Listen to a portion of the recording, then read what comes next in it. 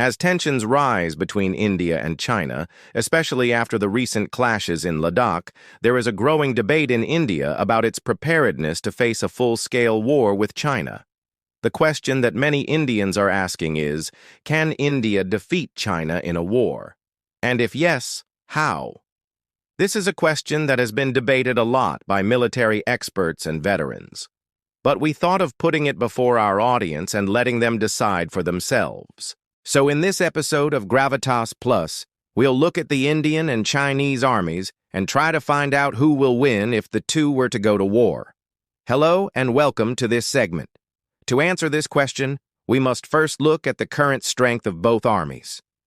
As of 2023, China has the second largest army in the world, just behind North Korea, with over 900,000 active soldiers.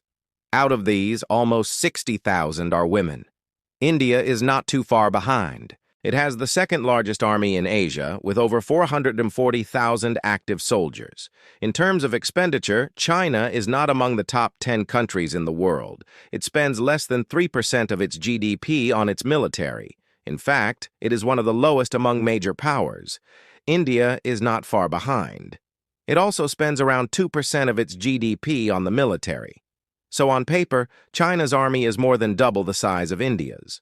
But does that mean China would easily beat India in a war? Not necessarily. War is not won only by numbers. Strategy, training, technology, and motivation also play a very important role. Let's start with strategy. China believes in an offensive strategy. Their idea is to attack the enemy before they can attack you. This strategy has worked for them in the past. In the 1979 war with Vietnam, or the recent skirmishes with India in Ladakh, China attacked first. India, on the other hand, believes in a defensive strategy. The idea is to defend Indian territory and not to attack the opponent. This may sound negative, but remember, defense is the strongest form of attack. Just ask Israel or Ukraine.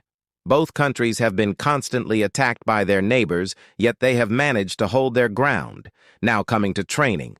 According to reports, China has over 200 military training centers, while India has only 49. So in terms of training, the Chinese army gets more done. Also, China gets bonus points for motivation. Soldiers in the People's Liberation Army are considered to be highly motivated. They are given special benefits like higher salaries, better living conditions, free education for their children, among others. Indian soldiers are also well-trained and motivated. But we have a problem. India's army is short of 60,000 soldiers. Having said that, let's come back to the question of numbers.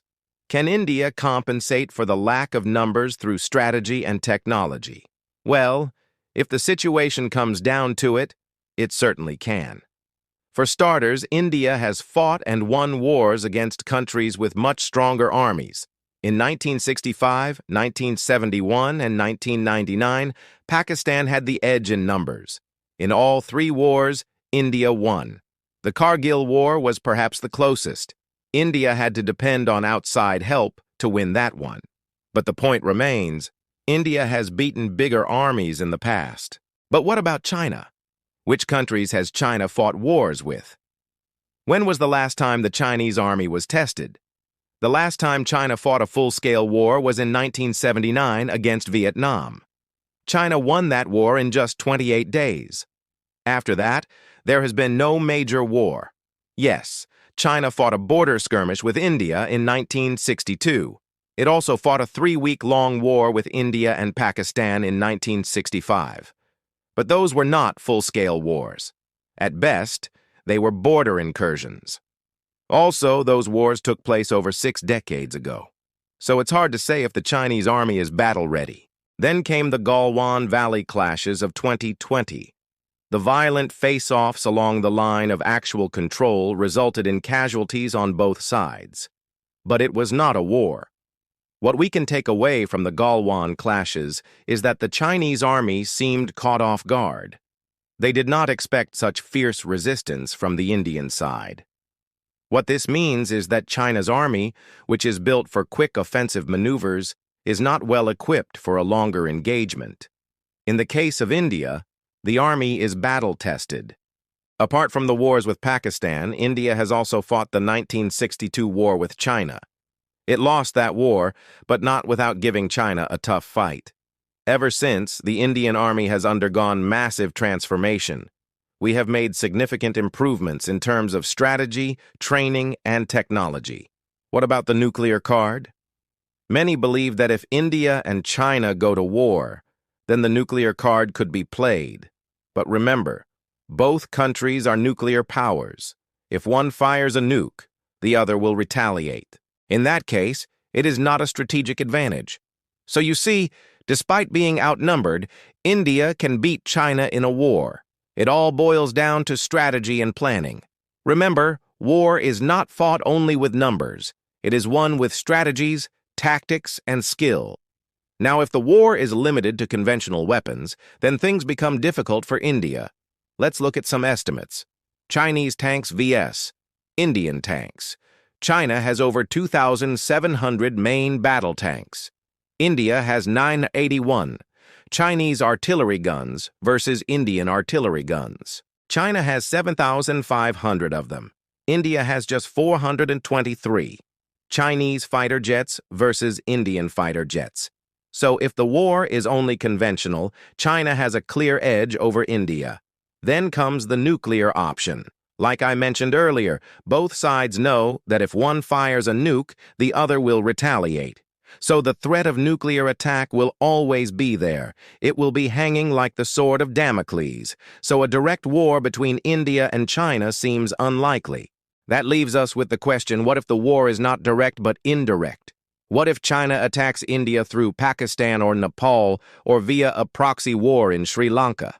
Well, in that case, the rules of the game change. India will be forced to adopt a multi-pronged strategy. The army will have to protect the borders on multiple fronts at the same time. That will be a tough task. But India has done it before.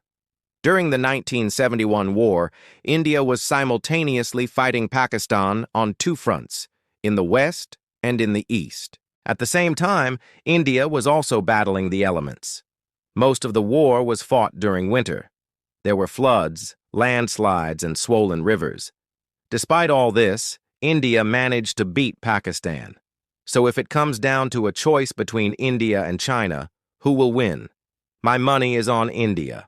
Our army is battle-tested. They've seen wars and they know how to win them. The Indian armed forces have also fought in extremely difficult terrain, be it high-altitude deserts or dense forests or in water. So where does that leave China? Their army may be huge, but it lacks experience. Again, this is a general assessment. One cannot predict with certainty the outcome of a war. And that's the whole point here. We're looking at probable scenarios, probable outcomes of a war between India and China. There's another important thing to note. None of the armies in the world today can match the United States. The U.S. Army is the most powerful in the world. It has the most number of nuclear warheads. It also has the most powerful Navy and Air Force. So if America enters the fray, all bets are off. India may lose to China, but China stands no chance against the U.S. In conclusion, if it comes down to a conventional war between India and China, China will win because of the numbers. But if it comes down to a nuclear war, then all bets are off. The only winner in that case would be Russia. All the other countries are non-starters. They stand absolutely no chance.